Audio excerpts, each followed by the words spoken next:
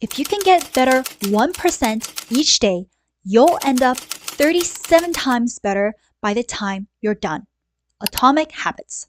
This is the exact principle that I use to read 32 books in a year, maintain my healthy physique, and sleep 8 to 9 hours a day.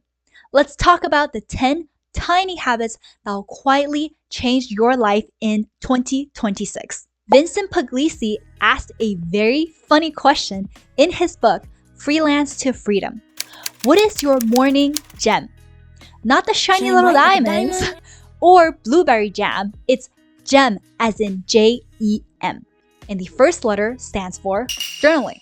And when I say journaling, it's not just the Anne Frank style of journaling, writing down what happened today or who said what.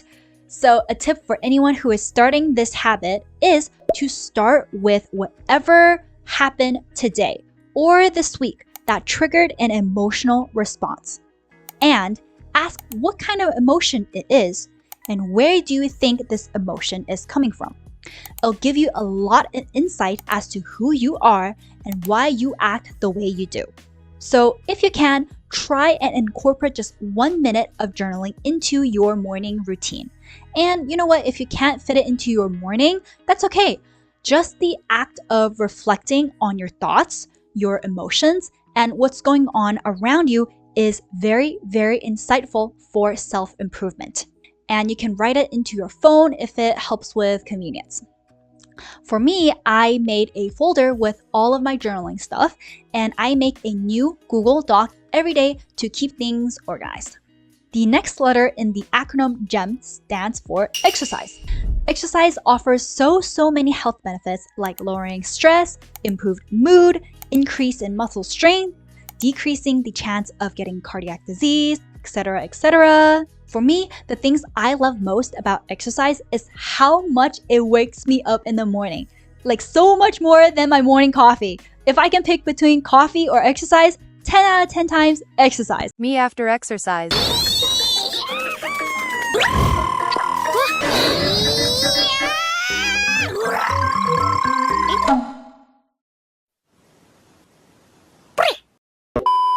And I also really love how much exercise makes me less stressed. It also boosts my confidence because I can see the improvements on my body.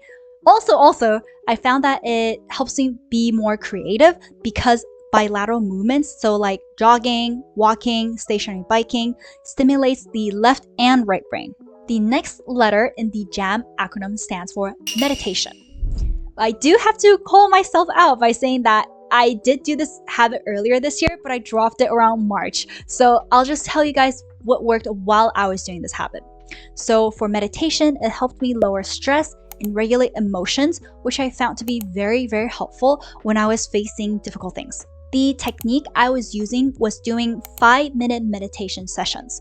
And the first 2-ish minutes was more box breathing. Then I switched to titration and pendulation. These are techniques that my therapist taught me. And titration is just like, how we did chem labs in grade 12, where we put like tiny drops of one chemical to another one. So just like that, you want to try and experience tiny bits of emotion, especially the uncomfortable ones. Then you want to pair that with pendulation, where you feel the tiny bits of uncomfortable emotion, then pendulate to feeling more comfortable emotions. So this practice really helped me pay attention to how I'm feeling throughout the day and the week. So if I'm feeling tired, I give myself a little bit of a break. And if I'm feeling sad, I'll give myself a little bit more space to feel it instead of pushing it down, which is not healthy in the long run. Been there, done that. Oh my God, this next habit saves me so much freaking time, which is voice typing. And it also saves my wrists from the dreaded carpal tunnel syndrome. Office workers' greatest enemy. I think I'm getting carpal tunnel. No pain, no gain, Priya. Come on. If you use Google Docs, try pressing Shift, Control, and S, which switches on the voice typing function. I find myself wasting hours and hours without even noticing when I'm watching YouTube on my phone. And I saw this is because YouTube Shorts are so much more accessible on my phone than on my computer. So I found this really, really good app called Block It. And I chose to block YouTube Shorts and the YouTube comment section on my phone. Once again, out of sight, out of mind, works like a charm. Just a little side note though, I watch YouTube on Safari, not the YouTube app, because the ad blocker that I use work better this way. I have been leaving my phone outside of my bedroom for about 5 years now. And oh my gosh, I found it to be so helpful because it helps me sleep about 8 to 9 hours a night because I wouldn't be mindlessly scrolling in my bed at 1 a.m. convincing to myself, yep, this is the last K-On! Episode I am watching tonight. Just one more episode, right? Also, I found that this habit really helps me become more clear-headed in the morning as well because I wouldn't be distracted by the newest chapter of the Yuri manga I'm currently obsessed with. If you start any of the habits mentioned in this video, make sure to comment down below so we can keep each other accountable. Or, you can just tell me your favorite Yuri manga because I love to yap about that too. I was able to read 32 books. I know, crazy. And the only trick I used was listening to audiobooks at 2 times speed. And for me, at first, I started listening to the Choose FI podcast on 1.25 speed, then slowly increased it to 1.5, then 1.75, and now I'm sitting at 2.2.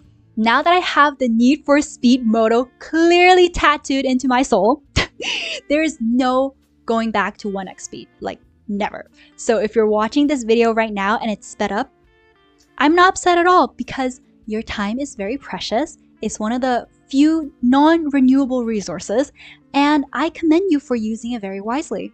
The next habit is to drink a big glass of water in the morning. And I usually drink about 200 mils. Not only does your body need water after sleeping for about 6 to 9 hours without rehydration, I find that it also helps me with dehydration headaches that I usually get in the morning. It also gives me a huge sense of accomplishment every morning because it is such a small habit with such good health benefits. Before we talk about the last 2 habits, subscribe if you're finding this video helpful. The last 2 habits are the coupling rule and the 1-minute rule. So the coupling rule is when you pair an existing habit with a new habit that you want to start. This is what I used when I was building my flossing habit. So a tip is to put the new habit that you want to start before your existing habit. So what I did was that I put my floss near my toothbrush to remind myself that I should floss before I start brushing my teeth. And since I already have a habit of brushing my teeth 2 or 3 times a day, when I see my toothbrush, it reminds me that, oh yeah, I gotta floss. The second portion is the 1-minute rule, which is doing the habit that you want to start for 1 minute only. And this is the technique that I use to start my exercise habit. Like my only goal for the first 2 weeks of 2021 was to get my ass to the apartment gym and do 5, yes 5, bench presses and go home. It might seem crazy at first, like, girl, 5 bench presses ain't gonna get you nowhere. But that's exactly the point. The first couple of weeks to a month of building a new habit is to build neural pathways in the brain to solidify a new behavioral pattern. Then afterwards, you can start looking for results.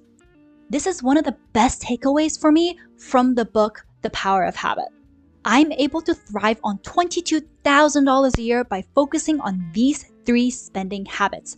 Click here where I share all my secrets. And as always, when you think money, think freedom first. Okay, bye.